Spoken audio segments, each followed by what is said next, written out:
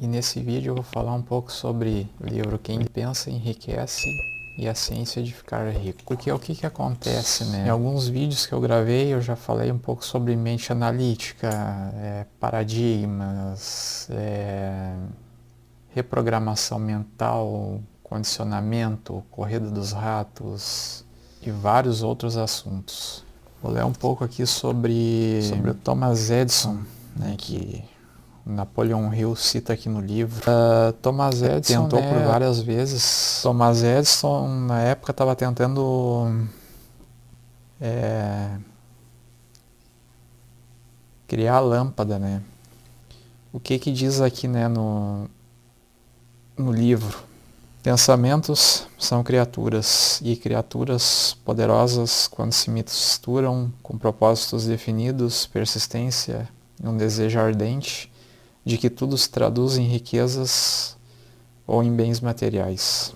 Quando um homem deseja alguma coisa tão obstinadamente a ponto de arriscar todo o seu futuro em um único lance para consegui-la, é porque está seguro da vitória. Quando alguém está verdadeiramente preparado para uma situação, ela acaba acontecendo. Um propósito definido, aqui fala um pouco, né, que o Thomas Edison não tinha nada para começar, exceto a capacidade de saber o que queria e a determinação de manter esse desejo até conseguir realizá-lo. Tinha pouca instrução e nenhuma amizade com pessoas influentes, mas não lhe faltavam iniciativa, fé e vontade de vencer. Quando começar a pensar em enriquecer, você vai observar que a riqueza se inicia por uma disposição da mente com propósitos definidos e pouco ou nenhum esforço. O importante é saber como conseguir essa disposição mental que atrai a riqueza. Napoleon Hill passou 25 anos pesquisando e analisando mais de 25 mil histórias, porque queria saber também como as pessoas enriquecem. Uma das principais fraquezas da humanidade é a sua usual identificação com a palavra impossível. Conhecem-se todas as regras de que não dão certo. Conhecem-se todas as coisas que não podem ser feitas. Este livro foi escrito para aqueles que querem conhecer as regras seguidas pelas pessoas bem-sucedidas, para aqueles que estão dispostos a apostar tudo nelas. O sucesso chega para aqueles que se permitem tornar-se conscientes do sucesso. O fracasso chega para aqueles que se permitem tornar-se conscientes do fracasso. O objetivo deste livro é ajudar aqueles que buscam a aprender a arte de trocar em sua mente a consciência do fracasso pela consciência do sucesso. Outra fraqueza encontrada frequentemente nas pessoas é o hábito de medir tudo e todos pelas próprias opiniões e crenças. Talvez alguns, ao lerem essas palavras, ainda não acreditem que alguém possa pensar e enriquecer. Eles não conseguem pensar em termos de riqueza porque os seus hábitos mentais estão imersos em pobreza, carência, miséria, fracasso e derrota. O único método conhecido de desenvolvimento voluntário da fé é a repetição afirmativa de ordens ao subconsciente. Todos os pensamentos combinados a sentimentos e a fé começam imediatamente a transformar-se em seus equivalentes ou contrapartidas materiais. As emoções ou a porção sentimental dos pensamentos são fatores que emprestam vitalidade e ação a esses pensamentos. A mente acaba por absorver a natureza das influências que a dominam. Cada um é o que é por causa de seus pensamentos dominantes, aqueles que recebem permissão de ocupar a mente. Os pensamentos que alguém deliberadamente coloca na própria mente alimenta e combina a uma ou mais emoções constituem as forças motivadoras que dirigem e controlam cada movimento, ato ou feito seu. Pensamentos combinados a quaisquer sentimentos ou emoções constituem uma força magnética que atrai pelas vibrações do éter outros pensamentos similares ou relacionados. Portanto, um pensamento magnetizado com emoção pode ser comparado à semente, que quando for plantada em solo fértil, germina, cresce e se multiplica muitas e muitas vezes. A mente humana atrai continuamente as vibrações existentes na imensidão do éter, que sejam capazes de unir-se em harmonia àquelas que a dominam. Quer pensamento, ideia, plano ou propósito guardado em nossa mente atrai das vibrações do éter um grande número de semelhantes, adiciona esses aparentados a própria força e cresce até tornar-se dominante, mestre motivador do indivíduo em cuja mente foi abrigado. Somos o que somos pelas vibrações dos nossos pensamentos, que escolhemos e registramos por meio dos estímulos do nosso dia a dia. Decida-se a afastar as influências de um ambiente infeliz e a manter a vida em ordem. A lei da autossugestão, pela qual é possível alcançar níveis de realização surpreendentes, é bem descrita nos versos. Se você pensa que está derrotado, você estará. Se você pensa que não tem coragem, você não terá. Se gosta de vencer, mas pensa que não pode, é quase certo que não vencerá. Se pensa que vai perder, você está perdido, porque pelo que se vê, o sucesso começa com a vontade. Tudo depende do estado de espírito. Se pensa ser inferior, você é. É preciso pensar alto para subir. É preciso estar seguro de si para ganhar um prêmio. As batalhas da vida nem sempre são vencidas pelo mais forte ou pelo mais rápido. Mais cedo ou tarde vencerá aquele que pensa que pode. Não existem limitações para a mente, exceto as que nós mesmos reconhecemos. Pobreza e riqueza são produtos do pensamento. O volume da riqueza é limitado pela pessoa em cuja mente o pensamento é posto em ação. A fé remove as limitações. Lembre-se disso quando for negociar com a vida o preço daquilo que você quer. Pode-se dizer que a autossugestão é o meio de comunicação entre a parte da mente, onde o pensamento consciente acontece, e a parte que serve como base de ação para o subconsciente. Nenhum pensamento consegue penetrar no subconsciente sem a ajuda do princípio da autossugestão, exceto aqueles captados do éter. O subconsciente reconhece somente os pensamentos combinados, a emoção e ao sentimento, e então age de acordo. Palavras ditas sem emoção não influenciam o subconsciente. Lembre-se de que nada vem de graça. A capacidade de atingir e influenciar o subconsciente tem um preço que é preciso pagar. O subconsciente aceita quaisquer ordens que lhe sejam dadas num espírito de fé absoluta. Aqui fala um pouco sobre a questão de visualização, através do seu pensamento, pela autossugestão. Então aqui tem essa recomendação de leitura, que é o poder do subconsciente. Ótima leitura aí para você estar aplicando, na sua vida.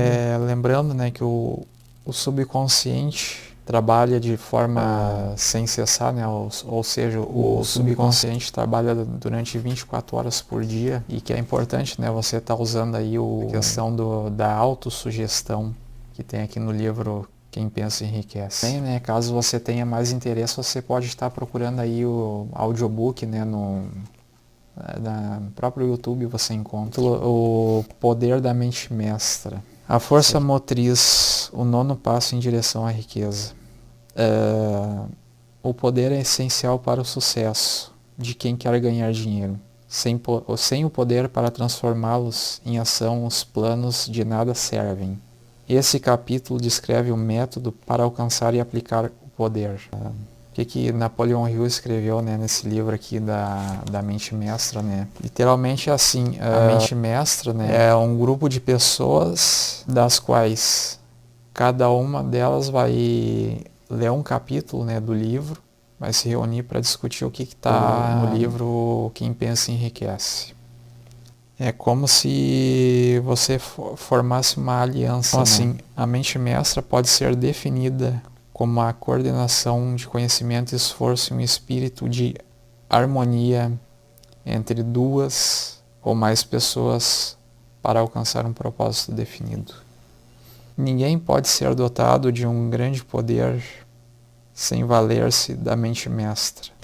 Essa forma de aliança cooperativa é a base de quase todas as grandes fortunas. A mente humana é uma forma de energia, parte dela é espiritual, por natureza. Quando as mentes de duas pessoas são coordenadas em um estado de harmonia, as unidades espirituais de energia de cada uma delas desenvolvem a afinidade que constitui a parte psíquica da mente mestra. Outra declaração que nos aproxima ainda mais da parte psíquica do grupo do princípio da mente mestra, quando o grupo de cérebros individuais é coordenado e opera em harmonia, a energia aumentada que se cria através dessa aliança fica disponível para todas as cabeças do grupo. E existe uma correnteza invisível de poder que pode ser comparada a um rio, exceto por um detalhe. Um lado segue em uma direção, levando todos os que estão ali para frente e para cima, para a riqueza, e o outro lado segue na direção oposta. Todo indivíduo que construiu uma grande fortuna sabe da existência dessa correnteza. Só recapitulando aqui, a mente mestra pode ser definida como a coordenação de conhecimento e esforço em um estado de harmonia entre duas ou mais pessoas para alcançar um propósito definido. Falar rapidamente aqui, né, sobre o sexto sentido. Falar um pouco sobre o sexto sentido aqui então, né? Só se entende o sexto sentido pela meditação com o desenvolvimento da mente de dentro para fora. O sexto sentido é provavelmente o meio de contato entre a mente finita do homem e a inteligência infinita. Por este motivo, é ao mesmo tempo mental e espiritual. Depois de dominar os princípios descritos neste livro, você terá cumprido os requisitos necessários à aceitação de uma verdade que, de outro modo, consideraria inacreditável. Tudo o que sei é: existe um poder ou uma causa primeira, ou uma inteligência que está presente em todos os átomos da matéria que envolve cada unidade de energia perceptível ao ser humano. Vou repetir de novo, para você refletir depois. Tudo o que sei é: existe um poder ou uma causa primeira, ou uma inteligência que está presente em todos os átomos da matéria que envolve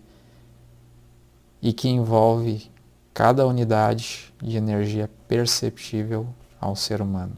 Todo ser humano se torna o que é por causa de seus desejos e pensamentos dominantes. O sexto sentido não funcionará se a mente estiver tomada por um desses três inimigos. E quais são eles, né, que tem que ser afastados? A indecisão, a dúvida e o medo.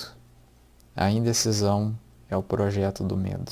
A indecisão se materializa em dúvida. As duas se combinam e formam um medo. O processo de combinação é lento geralmente. Por isso, esses inimigos são tão perigosos. Germinam e crescem sem serem notados. Não se deixe enganar pelos hábitos desses inimigos sutis. Às vezes eles se escondem no subconsciente, onde é difícil localizá-los e ainda mais difícil de eliminá-los. Um pouco sobre os 6 medos básicos, né, que é o medo da pobreza, o medo de críticas, o medo de doença, o medo de perder o amor de alguém, o medo da velhice e o medo da morte.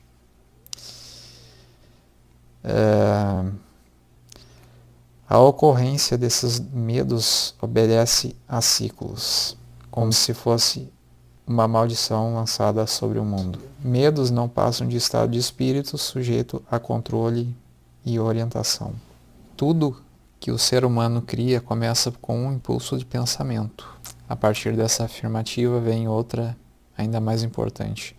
Os impulsos de pensamento começam imediatamente a transformar-se em seu equivalente material, sejam tais pensamentos voluntários ou não. Impulsos de pensamento captados ao acaso, liberados por outras mentes, têm tanta força para determinar o destino financeiro, social e profissional de um indivíduo quanto aqueles criados por ele deliberadamente. Por causa da indecisão, os 6 medos básicos se transformam em ansiedade. Afaste o medo da pobreza, tomando a decisão de satisfazer-se com a riqueza que puder acumular. Sem ansiedade, acabe com o medo de críticas, tomando a decisão de não se preocupar com o que os outros pensam, dizem ou fazem. Elimine o medo da velhice, tomando a decisão de aceitá-la, não como uma desvantagem, mas como uma bênção em forma de sabedoria, autocontrole e compreensão impossíveis na juventude. Abandone o medo da doença, tomando a decisão de esquecer os sintomas. Domine o medo de perder a pessoa amada, tomando a decisão de viver bem sem o amor se for necessário. Evite todas as formas de ansiedade, reconhecendo que nada na vida vale um preço tão elevado. A partir de então, terá um equilíbrio, paz de espírito e calma que levam à felicidade.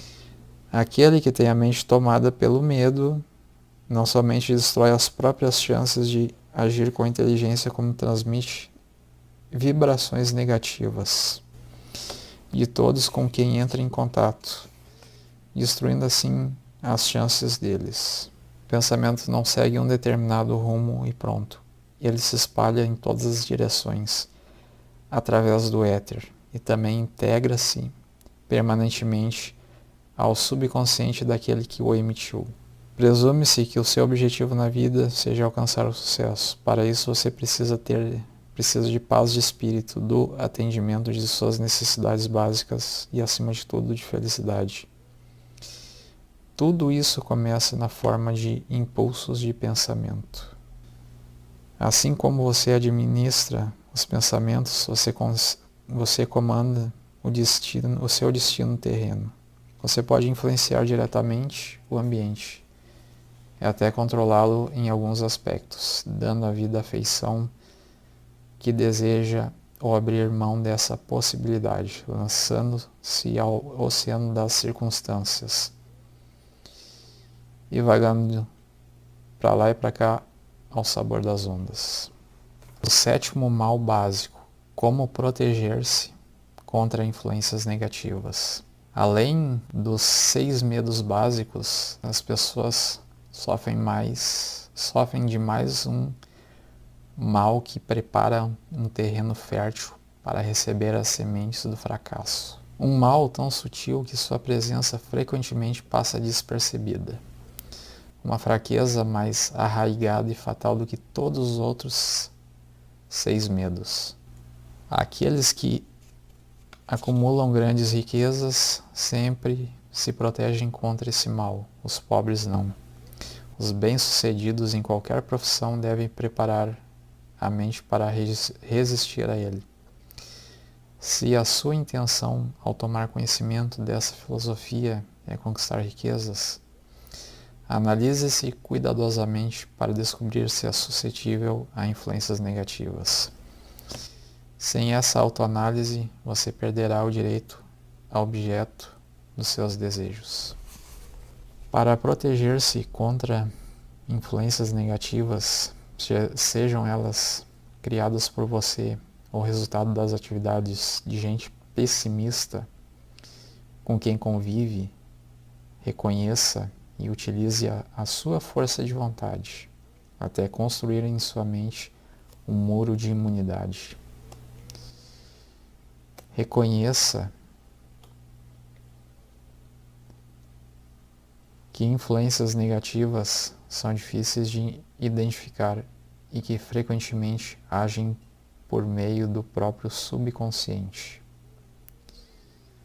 Portanto, mantenha a mente fechada a todos aqueles que queiram abater ou desestimular você. Busque companhia de gente que incentive você a pensar e agir em seu próprio benefício. Sem dúvida, a fraqueza mais comum do ser humano é o hábito de deixar a mente aberta a influências negativas de outras pessoas. Essa fraqueza é ainda mais perigosa porque a maioria das pessoas não a reconhece em si, ou quando o fazem não procuram corrigi-la, deixando que se instale até tornar-se uma parte incontrolável de seu modo de ser. Inventar desculpas é um passatempo nacional. É um hábito tão antigo quanto a raça humana, mas fatal para o sucesso. Por que as pessoas se agarram às desculpas? A resposta é óbvia. Elas defendem a própria criação. A desculpa é filha da imaginação, é da natureza humana defender a cria. É difícil abandonar um hábito profundamente arraigado, em especial quando serve de justificativa para nossas atitudes. Platão tinha em mente essa verdade quando afirmou: a primeira e melhor vitória é conquistar a própria natureza. Ser conquistado por ela é a derrota mais vergonhosa e abominável. A vida é um tabuleiro de xadrez e o seu adversário é o tempo, um jogador que não tolera indecisão. Aqui no capítulo 7, eficácia de ação.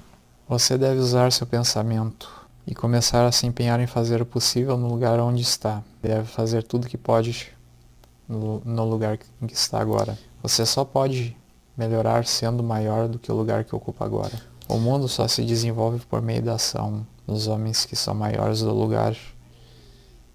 que os lugares que ocupam. Cada dia é um dia de sucesso ou um dia de fracasso. E são os dias de sucesso que levam você ao que deseja. Se todos os dias forem dias de fracasso, você jamais ficará rico, mas se todos os dias forem de sucesso, certamente você enriquecerá. Se há algo que deve ser feito no dia a dia e você não faz, fracasse no que diz respeito. As consequências podem ser mais desastrosas do que você imagina. A negligência ou fracasso em realizar algo pequeno pode provocar um grande atraso na obtenção do que desejamos. O que conta não é o número de atividades que você realiza, mas a eficiência de cada ação isoladamente.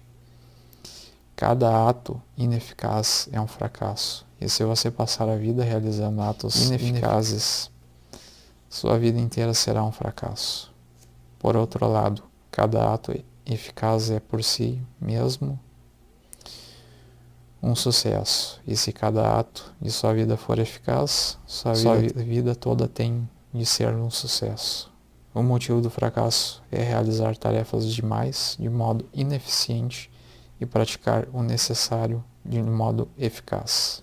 Entre no negócio certo. Capítulo 8. As várias faculdades de sua mente são os instrumentos com os quais você deve trabalhar para enriquecer. Será mais fácil ter sucesso se escolher uma atividade para a qual você pode contar com esses instrumentos mentais. Você terá mais sucesso numa atividade que faça uso de suas melhores e mais fortes habilidades, a atividade para a qual está mais bem preparado. Quando você é indiferente, o melhor é escolher uma atividade para a qual tenha o talento mais desenvolvido. Mas se você tem um forte desejo de se dedicar a uma determinada linha de trabalho, deve tê-la em mente como seu objetivo final. Você pode fazer o que deseja e é seu direito e privilégio seguir a atividade ou vocação que mais lhe agrada. Não é obrigado a fazer o que não quer e não deve fazer, exceto como um meio de chegar à atividade que deseja realizar. Se acha que não está na profissão certa, não se precipite em busca de outra. Geralmente o melhor meio de mudar de atividade ou de ambiente é o crescimento. O plano criativo nunca tem pressa e não se ressente de falta de oportunidades. Existe uma mente que conhece tudo, o que pode ser conhecido, e você pode entrar em uma união completa com ela por meio da fé e do propósito de melhorar de vida. se a sua gratidão for sincera. Os erros resultam da ação precipitada ou realizada com dúvida ou medo. Faça todo o possível do modo mais perfeito todos os dias, mas sem pressa, sem preocupação e sem medo. Volte a atenção para a imagem mental daquilo que você deseja e comece a agradecer ao que vai receber. O exercício da gratidão invariavelmente reforça sua fé e renova o seu propósito. Capítulo 15. O homem que avança na vida. Faça todo o trabalho possível todos os dias e faça de modo perfeito e bem-sucedido. Aplique o poder do sucesso e o propósito de enriquecimento em tudo que você faz. Para garantir seu crescimento não basta ser grande demais para o lugar que ocupa. O homem que tem certeza de que vai melhorar e crescer na vida é aquele que é grande demais para o lugar que ocupa e que tem uma ideia clara e precisa do que quer ser. Sabe que pode ser o que quiser e está resolvido a ser aquilo que deseja. Existe um poder que jamais deixa de apresentar uma oportunidade para o homem avançado que se move de acordo com a lei. Deus não pode deixar de ajudar se você agir de modo certo. É parte inerente à constituição do cosmos que todas as coisas devem ser. Quando surgir uma chance para ser mais do que agora, e você se sentir atraído por ela, não a perca. Comece a pensar e agir desse modo, e sua fé e seu propósito farão encontrar rapidamente a oportunidade de melhorar sua condição. O vídeo ficou um pouco extenso, né, porque eu falei um pouco, algumas partes ali do livro Quem Pensa Enriquece, um pouco aqui da Ciência de Ficar Rico. Também podia ter falado um pouco, né, lido um pouco algumas partes desse livro aqui, né, O Homem Mais Rico da Babilônia também, e Os Segredos da Mente Milionária, mas o vídeo ia ficar muito extenso. Para não me estender muito, né, tem muita coisa ali no livro Quem Pensa Enriquece, né, que tem que ser aplicado, né. O ideal é ler pelo menos estar lendo aqui, né, uma parte por dia. O ideal é ler com calma, né, para buscar um entendimento e seguir o livro como manual, né, como se você for um aluno, né, e tá buscando aplicar o que é ensinado aqui nesse livro. Não só nesse livro, né, mas na Ciência de Ficar Rico, né, O Homem Mais Rico da Babilônia, enfim. Também no livro O Poder do Subconsciente. Espero que o conteúdo desse vídeo, né, te ajude de alguma forma. Quem pensa enriquece. Bom, então é isso. Obrigado por assistir e até o próximo vídeo.